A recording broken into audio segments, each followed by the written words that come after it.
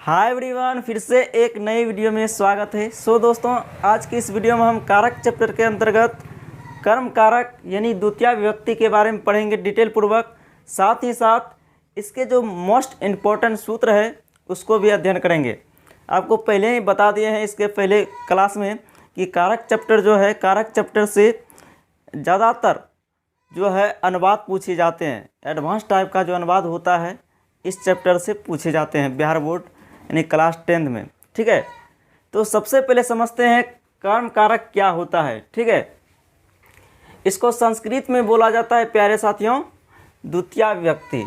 ठीक है, सबसे पहले इसका डेफिनेशन समझते हैं, परिभाषा। ठीक है, कर्म कारक क्या है। देखिए, इसका आंसर लिखा गया है, कर्ता की अत्यंत इच्छा जिस काम को करने में हो उसे कर्म कारक कहते हैं। उसे क्या कहते हैं? कर्म कारक। कर्ता की अत्यंत इच्छा जिस काम को करने में हो उसे कर्म कारक कहते हैं, या फिर संस्कृत में बोलें तो उसे द्वितीय विभक्ति कहते हैं। जैसे उदाहरण के तौर पर, जैसे को संस्कृत में कहते हैं प्यारे साथियों यथा। जैसे का संस्कृत क्या होता है? यथा। याद रखिएगा। रमेश पुस्तक पढ़ता है। देखिए, यहाँ रमेश जो है सब्जेक्ट है, करता है, और रमेश को किस काम को करने में इच्छा प्रकट हो रहा है? पुस्तक पढ़ने में। ठीक है, तो यहाँ पुस्तक जो है क्या है? ऑब्जेक्ट है, यानी कि कर्म है। ठीक है, कर्ता कहते हैं इच्छा जिस काम को करने में हो उसे ही क्या कहते हैं? कर्म कारक। तो यहाँ पुस्तक जो होगा, ठीक है, यहाँ पर पुस्तक में द्वितीय विभक्ति का प्रयोग किया जाएगा, यानी कि यहाँ जो पुस्तक है कर्म कारक है। क्या है? कर्म कारक है, यानी कि कर्म है। तो इसका संस्कृत कैसे बनेगा? रमेशा पुस्तकम पठति। ठीक है, कर्म कारक में कौन सी विभक्ति लगेगी? द्वितीय। ठीक है, रमेशा पुस्तकम पठति। ठीक है, ये जो है परिभाषा आपको समझ में आया होगा।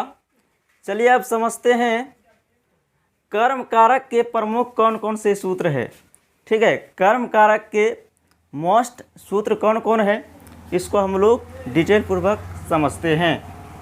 ठीक है, कर्म कारक के प्रमुख सूत्र देखिए निम्नलिखित है। पहला सूत्र है इसमें कर्मणि द्वितीया, यानी कि कर्म कारक में द्वितीय विभक्ति होती है। क्वेश्चन आएगा कर्म कारक में कौन सी विभक्ति होती है, क्योंकि प्यारे साथियों कारक चैप्टर से 4 वस्तुनिष्ठ भी पूछे जाते हैं, इसीलिए ध्यान रखिएगा कर्म कारक में कौन सी विभक्ति होती है? द्वितीय विभक्ति। ठीक है, अब इसका बहुत सारे एग्जाम्पल लिखा हुआ है। पहला इसमें उदाहरण है राम फल खाता है। राम फल खाता है, तो इसमें कर्म जोन होगा उसमें द्वितीय लगाइए। यहाँ देखिए, कर्ता को अत्यंत इच्छा क्या करने में प्रकट हो रहा है? किस काम को करने में? फल खाने में। तो फल क्या है? यहाँ कर्म। तो इसका संस्कृत बनेगा रामा फलम। अब देखिए, कर्ता के अनुसार क्रिया का रूप होगा। यहाँ कर्ता देखिए ये जो है एक वचन का है, तो क्रिया का रूप भी एक वचन होगा। खाता है तो क्या बनेगा बताइए? खादती। क्या बनेगा? खादती। रामा फलम खादती क्या बनेगा? रामा फलम खादती। नेक्स्ट उदाहरण देखिए, वह किताब पढ़ती है। ठीक है, वह किताब पढ़ती है, यानी कि ये जो वाक्य है स्त्रीवाचक है। यहाँ देखिए वह का होता है सा स्त्रीलिंग में। ठीक है, स्त्री के लिए किताब। यहाँ हो गया आपका किताब जो है यहाँ कर्म है, तो यहाँ कर्म कारक में द्वितीय होगा। तो सा पुस्तकम पुस्तकम पठति। सा देखिए एक वचन का रूप है, क्रिया का रूप भी वही होगा। कर्ता यानी कि कर्ता अगर एक वचन में है तो क्रिया का रूप भी एक वचन में होगा। ठीक है, कर्ता के अनुसार ही क्रिया का रूप चलता है। ठीक है, यह अनुवाद बनाते समय ध्यान दीजिएगा। अब नेक्स्ट उदाहरण है श्याम ग्रंथ पढ़ता है। बनाइए, श्यामा श्यामा ग्रंथम, श्यामा ग्रंथम क्या बनेगा? पठति। श्यामम श्यामः ग्रंथम पठति। लड़का घर जाता है, क्या बनेगा? बालकः बालकः गृहम्, बालकः गृहम् गच्छति। नेक्स्ट, देवदत्त संस्कृत पढ़ता है, क्या बनेगा बताइए? देवदत्त संस्कृत पढ़ता है, तो इसका अनुवाद बनाना है आपको। देवदत्त देवदत्त संस्कृतम पठति। लड़की रसगुल्ला खाती है। देखिए, लड़की का संस्कृत क्या होगा? बालिका, बालिका। और रसगुल्ला का संस्कृत होता है रसगोला। यानी कि इसमें देखिए कर्म कौन है? रसगुल्ला है, तो यहाँ पर द्वितीया लगेगा तो बन जाएगा रसगोलम। क्या बनेगा? बालिका रसगोलम खादती। ठीक है, नेक्स्ट उदाहरण है गौतम दूध पीता है। गौतम यानी कि करता है गौतम, तो यहाँ पर गौतमः लिखना है। फिर दूध का संस्कृत दुग्धम होता है। ठीक है, लेकिन यहाँ कर्म है तो द्वितीया लगाना ही पड़ेगा, दुग्धम होगा। अब पीता है, ठीक है, तो कर्ता के अनुसार क्रिया का रूप पिबती होगा। ठीक है, तो कर्मणि द्वितीया सूत्र का जो इसमें एग्जाम्पल था, उदाहरण था, हमने एक एक करके देखे। ठीक है, यह अनुवाद एकदम पूछा जाएगा एग्जाम में। अब चलिए समझते हैं सूत्र नंबर 2। ठीक है, कर्म कारक के दूसरा सूत्र है क्रिया विशेषणे द्वितीया। क्रिया विशेषणे द्वितीया। ठीक है, यहाँ क्वेश्चन आता है, सबसे पहले बताइए क्रिया विशेषण क्या है? नहीं, क्रिया विशेषण क्या है? क्रिया विशेषण क्या है? वह शब्द जो क्रिया की विशेषता बताता है, वह शब्द जो क्रिया की विशेषता बताता है, क्रिया विशेषण कहलाता है। नहीं, देखिए क्रिया विशेषण में द्वितीय व्यक्ति का प्रयोग होता है। व्याख्या में लिखा गया है क्रिया विशेषण में द्वितीय व्यक्ति होती है। ध्यान दीजिएगा, क्रिया विशेषण पदों में एक वचन होता है। क्रिया विशेषण का जो पद होगा किसमें होगा? एक वचन का। ठीक है, किंतु यह सदा क्लिबलिंग मतलब नपुंसक लिंग एक वचन में रहता है। क्लिबलिंग एक वचन में रहता है। चलिए उदाहरण से स्पष्ट करते हैं। सोहन तेज दौड़ता है।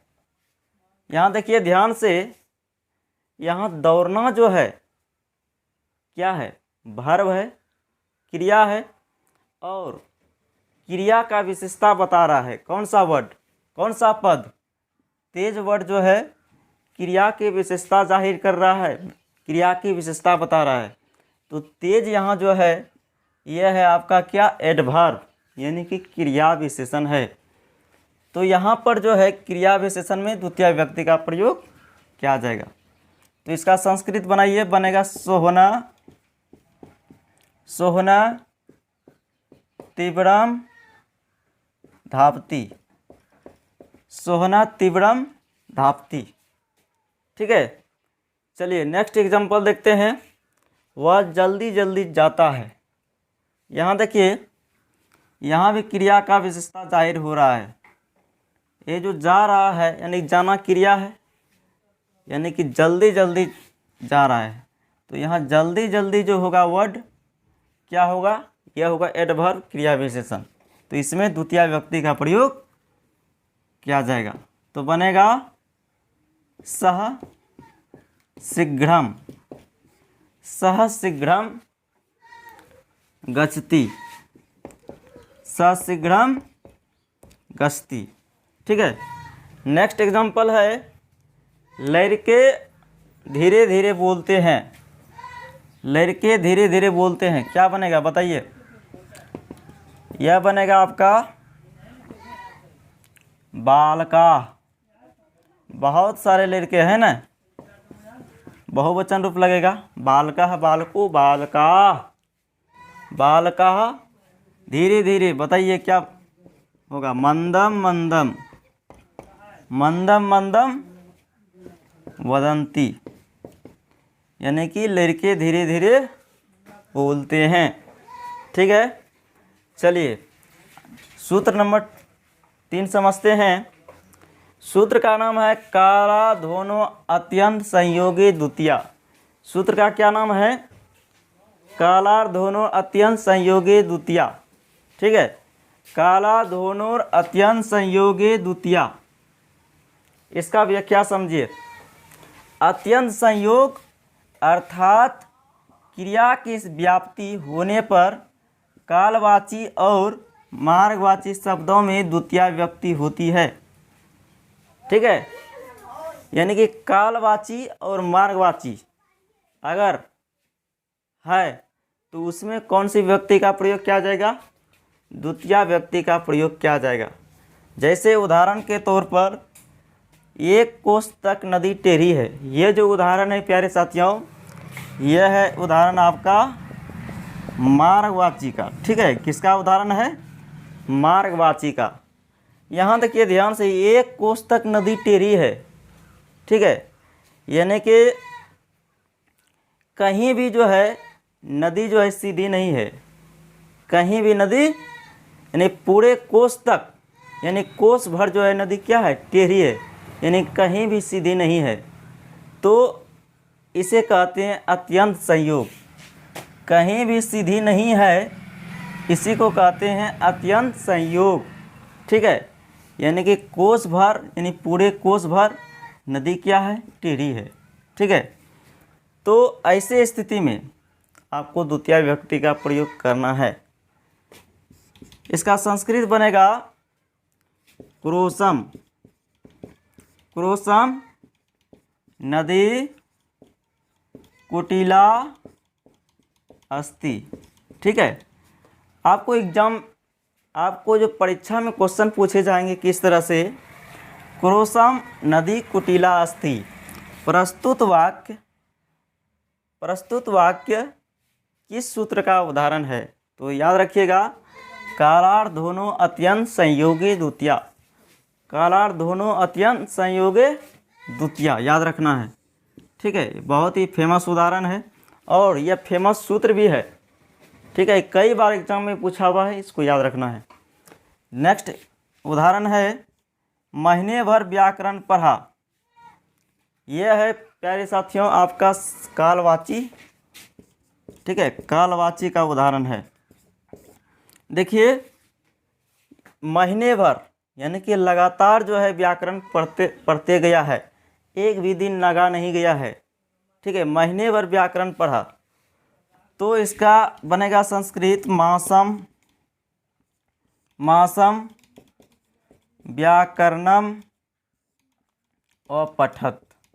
ठीक है। यहाँ ध्यान दीजिएगा, हम पहले ही बता दिए हैं, अगर आगे स्वरवर्ण हो तो पीछे वाले जो रहेगा, पीछे वाले वर्ण में आपको हलंत का प्रयोग करना है। ठीक है। यहाँ हलंत मोहलंत लगेगा। ठीक है। यहाँ देखिए स्वरवर्ण है ना, ये था आपका किसका, कालार दोनों अत्यंत संयोगी द्वितीया सूत्र का साधारण व्याख्या। ठीक है। तो प्यारे साथियों, हमने कर्म कारक मोस्ट 3 सूत्र इस वीडियो में बताए। ठीक है। नेक्स्ट वीडियो में आपको अभितः परितः सर्वतः निक्सा योगी द्वितीया जो सूत्र होता है, हम डिटेल पूर्वक समझाएंगे। ठीक है। देखिए वीडियो इससे लंबा हो जाएगा। ठीक है। वो अलग से हम वीडियो बनाकर आपको देंगे। इस वीडियो को जहाँ तक हो सके शेयर कीजिएगा। अगर आपको समझ में आया तो आप लोग कमेंट करके ज़रूर बताइएगा। ठीक है। और अलग अलग वीडियो बनाकर हम सभी कारक को देखेंगे। मिलते हैं अगले क्लास में, तब तक के लिए जय हिंद, वंदे मातरम।